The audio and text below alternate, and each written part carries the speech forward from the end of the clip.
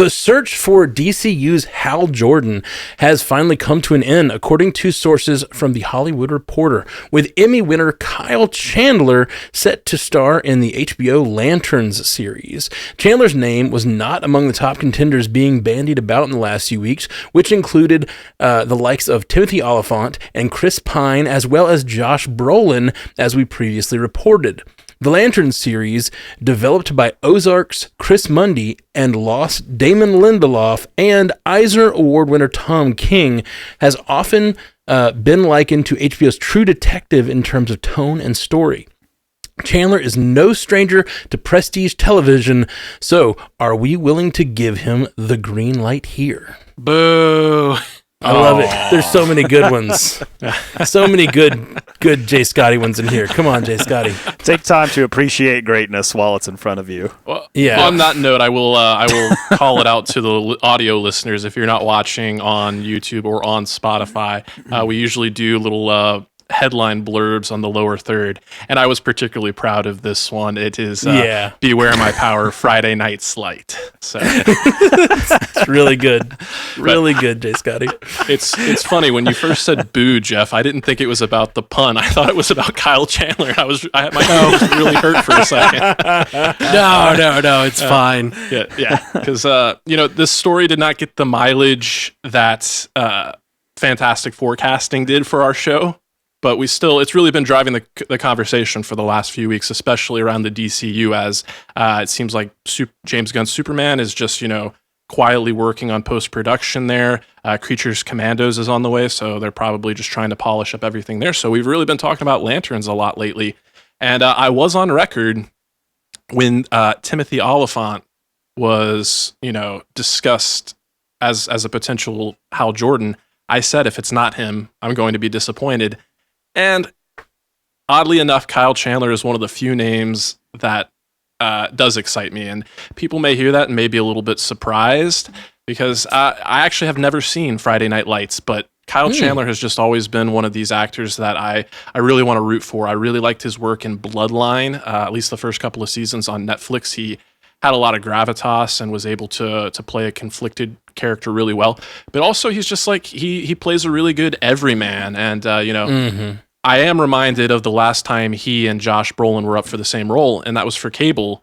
And people kind of just dismissed him. I remember the conversation around that was like, are we really taking this guy seriously? And that just kind of rubs me the wrong way. I think Kyle Chandler has the chops. I think he has the look. Hal Jordan has often been described as kind of like the all-star football player flyboy kind of energy. That's what kind of differentiates him from some of the other Lanterns. And I think, even having not seen Friday Night Lights, I know that Kyle Chandler just has like fatherly, coach-like presence about him. And while I do think the series is going to explore some of the darker aspects of Hal Jordan's character, I think Kyle Chandler will be able to deliver on both fronts. We will be able to see him as a hero in those glory days, but he will also be able to handle the dark tone that we're talking about here, the grittiness, the kind of like guy that's been on the job a little bit too long and how that weighs on him and it affects him. So yeah, all in all, I think this is pretty good casting, and I hope that the rest of the internet is on board and he doesn't get too much flack, because he doesn't deserve it. Back when I was Earth's Green Lantern, the glory days, that's when I hit my field goal, whatever. Like, you hit on exactly what I was thinking there, Jay Scotty, which is, I think not only does he have, I think, the right kind of vibe for a Hal Jordan, that just sort of, like you said, the football, literally ex-football player. It just feels right. Feels like a lot of to do about not a lot of substance. Hey, which makes sense, because Hal Jordan, not a lot of substance. White bread toast. He's the most basic, just like white man character that has ever entered the chat. Right, but I think that's kind of what you need for a Hal Jordan, and I think that Kyle Chandler pulls that off really well. That's what I mean, is Hal Jordan is that, and that I don't find Hal Jordan an interesting character until he kills the rest of the Green Lanterns. Right, which I think is what could be interesting. Not necessarily the killing. I don't know if that'll happen in this story, of Murder. course. But it's called Lanterns. It's not called Green Lantern. It's not about one lantern. It's about all of them. And I don't know much about Green Lantern. I read a little bit of the comics when I was a kid, but wasn't really into the lore and the core, the lore and the core. Somebody has to do that for a podcast. When I watched the Green Lantern movie with Ryan Reynolds, say what you will about it, I was so fascinated about the core. Like, I loved the training scenes with the actual Lantern Corps, and then to see Sinestro at the end and everything. Like, I was like really like, I started watching all kinds of like, tell me more about the Yellow Lanterns and how they relate to the Green Lanterns. And I wanted to, like, I got really into it for a minute, and then everyone bagged on that movie real hard, and it never came out. Got a sequel, but I'm not saying it was great. But it did make me really interested. So I'm really interested in this being called Lanterns and exploring the spectrum of lanterns possibly and more than one Green Lantern. So we really get a relationship between different people in this sort of, in the Lantern Corps. I think it's really exciting to me. And I guess I'll be on an island here, but I actually don't think it's that strong of casting. Like, I think... Boo this man. It's like I like... boo this man. Hey, I can take it.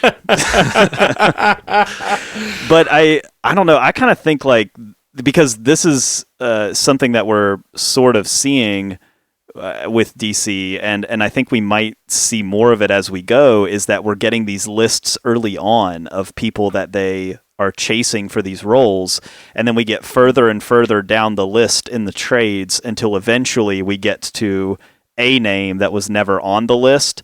And so you think about the list of names that we got at the beginning. Brolin was offered this role, and like, he was offered this role. That's been confirmed. He turned it down. He did not want to be a part of this.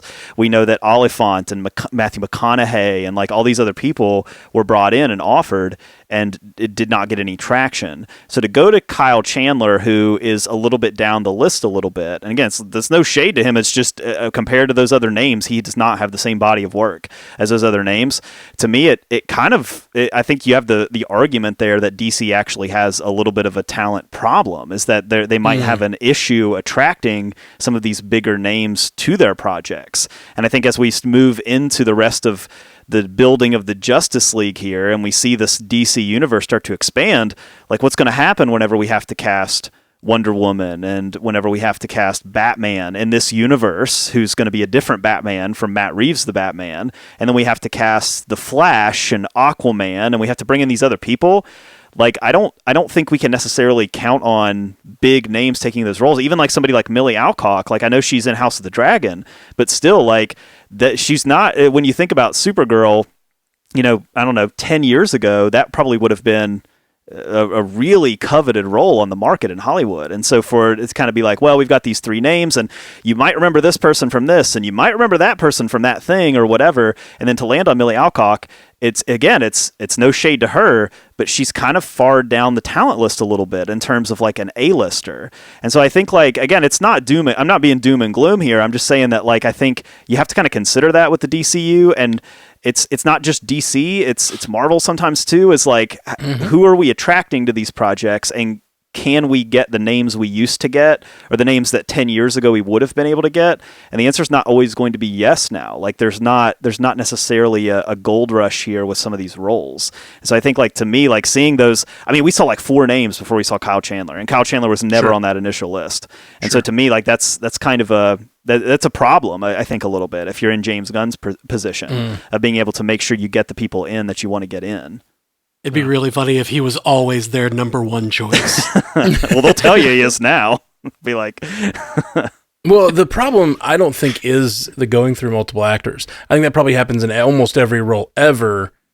But to me, the problem is something we've been talking about James Gunn for this whole time, is like the constant information, like kind of TMI about what the behind the scenes. Ask Henry Cavill if you want to work with DC. You know? Yeah, like we just know too much. Like I always talk about Ant-Man and how if I'd never known Edgar Wright was attached, I would not be disappointed in that movie, but I am, because I knew Edgar Wright was attached, you know? And like, that's a different case because that's someone attached who left. But like, we don't always hear about these negotiations, and I don't know why we're getting so much information from DC all the time. Some of it is just James Gunn tweeting stuff, but like, I think that Kyle Chandler's a great choice, I think, for this role, But yeah, we're always going to compare it now forever. Like, I could really see Brolin in that. You know, like, it's just going to be a thing forever now. And that is disappointing because I think it sets up unfair expectations. And honestly, those three names, Pine, McConaughey, Brolin, like, I think those sound stunt casty. Like, they don't sound like good Hal Jordans to me. They sound like, I could see Brolin, but like, he's stunt casting me because he's already Thanos and he's already Cable, and it's just like, you've done enough. Like, Jonah don't Hex pick as another. well. Oh, Jonah Hex as well. Yeah. I think a lot of people forgot about that one. Oof, I tried to forget about Jonah Hex. Thanks for reminding me. So I Keeps think coming back. I think this is a better choice than those three, and I think that Marvel and DC operate best when they are letting their characters speak through the actors and not always stunt casting the biggest names. Yeah, true. I think so many names have been made by these movies and not the other way around. The names don't always make the movie. I think to that credit, Kyle Chandler as the choice for Hal Jordan is going to very much inform the type of Hal Jordan that we get out of that series. Because I think that he's going to be more, like, he's going to be better off being the older, you know, passing the torch to another earthly lantern, kind of like, you know, being the coach almost. Like, Yeah. I would not be surprised if he was not the main character. He was just like coaching Jon Stewart or, you know, whoever else to be the next lantern, and like, you know, reliving stories of glory days and maybe trying to forget about that time he killed everybody.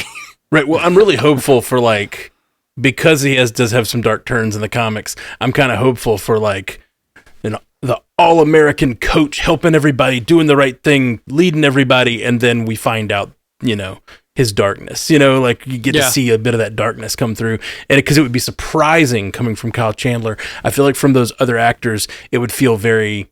We've seen them take dark turns before. I can't think of a dark turn from Kyle Chandler before, but I might. I haven't seen all his Bloodlines work. has some dark moments. Oh, okay. For sure. I haven't seen that. Yeah, I mean, this will be a passing of the torch story because the Hollywood Reporter reported that this does not include a movie deal. Like, this is just a deal for Lanterns. So he has not signed on to, like, a long-term... And that's what you would do. Like, if you wanted these people to appear in an expanding universe, you would sign him to a deal to appear in, like, even as a cameo in a movie or something. So, like, he has a deal for this show, and that's it. So he's dead. He could probably... He's probably going to die, or you know, something's going to happen. I mean, the guy is, like, 60 already in the in the real world, so you know, you're not really bringing him in to stick around for a long time, which is why, again, it's I don't think what I said is like red alert by any means. Like, the talent behind the camera for this show is so strong already. We've already talked about it a lot, but like, this is the writing's going to be really solid, I think, for this show anyway. So and Kyle Chandler is, I mean, he's been around TV for a long time. Like, he'll bring it. It'll be fine. But yeah, he's not sticking around, I would imagine, after this too much longer. Yeah, probably not.